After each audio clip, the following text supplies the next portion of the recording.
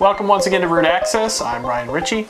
Jamie DeGrazia. Jamie DeGrazia, of course, former Mac genius, still retains all of the knowledge. And the certificates that say I was a Mac genius. So if you're looking to hire a Mac genius, let's get right into the questions. Don't forget, if you have a question, you can send it to root@thedigital-lifestyle.tv. It's old-timey day here on Root Access. Retro day. We're going to put up the sepia tones. Black and white, film scratch and everything. But we're going to deal with some questions dealing with used products or older operating systems as well. Phil in Michigan says he's been thinking about buying an iSight camera. He wants to know, were they reliable? Are they still reliable? And is that why Apple stopped making them? Was it a reliability issue? Well, we'll answer what we can. I mean, when I was at the Apple Store, I think the iSights were rather reliable. We saw very few that came back defective. I mean, honestly, I just think Apple has, most of the product line now has the iSight built into the computer, so it's sort of not needed. If you can get a good deal on a used iSight and you want one, I think it's worth it. I know for a while they were going for a premium. There was a premium. Yep. Yeah. Because, when Apple stopped selling them, there was a lot of people who still wanted them. I think they were going for like as high as $200 on eBay, maybe not so now. But yeah, I think they're a great product and they're reliable, certainly. So when the follow-up as to why Apple stopped making them, like you said, it's built into so many products, and I think at this point they would rather you buy a new computer if you need a webcam rather than have to manufacture this other item. And we always hear these stories or rumors that they'll be built into the displays at some point as well, which could happen. There are other webcam options out there. There aren't as many FireWire webcam options, but there are a few. It was weird to me. I made a trip to the Apple company store a couple months ago, and they were selling this horrible-looking third-party FireWire camera instead of their own iSight. It was just very jarring. Yeah, well, I think now, I could be wrong, but now with Leopard and the newer version of iSight, I think they do support USB cameras. So you probably can find more USB cameras than FireWire. Right. I think the only issue you might have is some of them might not have microphones built into them. So, most of your laptops are going to have a mic, but it might not sound as well. So the iSight might still be the best option, I think, if you don't have a built-in iSight. Now, the iSights you would see come back in, were they? Was there any particular issue? Is there something you should be looking for? No. And did they tend to fail immediately after? Yeah, I think there were either color issues where it was like all green or just no power at all. I think for the most part, they were reliable products. Okay, so it should be a safe buy. However, remember to keep your options open. There are other webcams out there. We should, some week we should do a comparison of different webcams here on the show. One other thing on that, we sometimes hear about an iSight HD. Do we need an HD webcam?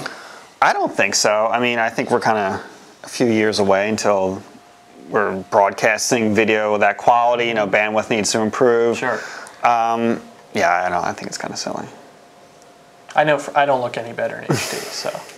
Some might say you look worse.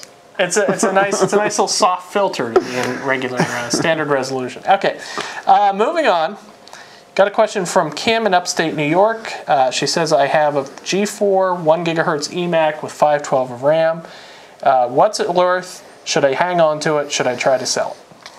Well, I don't. Suddenly it's Antiques Roadshow. Yeah, I don't know what it's worth. I mean, the best place to go would probably be to eBay and just compare what they're going for. The problem with selling the eMac on eBay, obviously, is the weight. Yeah, it's about 60 pounds, I think. So either you or the buyer is going to pay so much in shipping just to move it around. But I mean, what could you do with that machine now? In terms of function? Well, I think they're good if you have kids or somebody who has kids, because they're pretty durable. They're almost indestructible at this point compared to now the new iMacs have the glass screen, but up until the new ones, the LCD screens can be damaged pretty easily by kids. So if you have either kids or know someone that does, or maybe grandparents or other family member who just needs an older computer just to get on the internet, just to surf the web, doesn't need to do anything all that intensive. You would need a little bit more RAM if you wanted to put Leopard in there, and I wouldn't suggest Leopard on that machine. Maybe only if you wanted to do some of the remote screen sharing stuff, if it is somebody who's not as computer literate and you want to help them get up to speed. But if you can get all that screen sharing to work over the internet, good Good luck. Good luck. You should be here hosting because it can be quite an adventure from what I understand. Okay, Old Timey Week continues. The old OS 9 or OS 9ers, OS 9, yeah. as we used to call them. Okay, question here says, I need to use OS 9, but I want to run Leopard as well. How can I do both since Leopard no longer supports classic mode? So we were talking about this earlier, and I wasn't even aware that they took classic out of Leopard. I haven't used classic in years now, but so the only way of doing it would be to partition the hard drive and have OS 9 installed on one partition, Leopard installed on the other, and then choose whether you're booting the 9 or 10. The problem with that is the computer has to be able to boot OS 9, which is going to limit the machines. No modern computer or any computer within the last 2 years, I think, 3 years maybe at this point. Yeah. So it's going to have to be an older Mac. So I'm just curious at this point, and folks, feel free to send an email. I'm curious what applications are still on OS 9 that people want to keep using OS 9, especially on a machine that potentially we assume this is a computer that could run Leopard. It's one thing if you have a G3 iMac or something and want to run OS 9 just to get on the internet. But they did away with Classic in Leopard. HyperCard.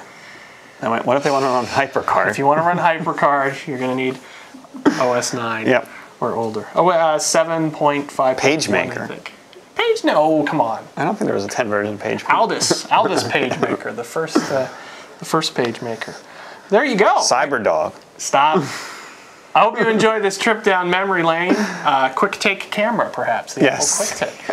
And be sure to join us next time. We're going to try to go back to the future, as it were.